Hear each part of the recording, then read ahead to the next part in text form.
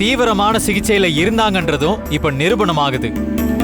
அதோட அவங்க மூளை நரம்புல உண்டான பாதிப்பால தான் அது என்னன்னா, துர்கா அழுதா கூட நமக்கு அவ சிரிக்கிற மாதிரி இருக்கும்னு அந்த ரிப்போர்ட்ல எழுதியிருக்காங்க.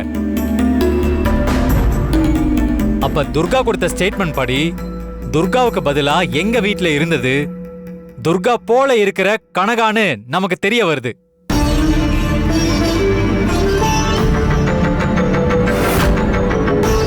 அதனால இந்த ரிப்போர்ட் படி துர்காவோட வாக்குமூலத்தை ஏத்துக்கிட்டு இந்த வழக்குல இருந்து துர்காவை விடுவிக்கணும்னு நான் தாழ்மையோட கேட்டுக்கிறேன். Silence, silence.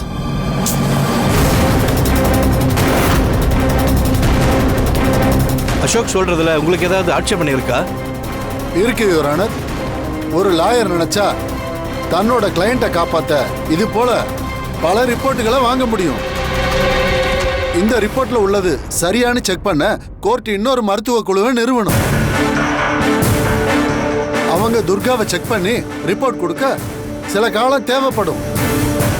துர்கா தான் கொலையாளிங்கிறதுக்கு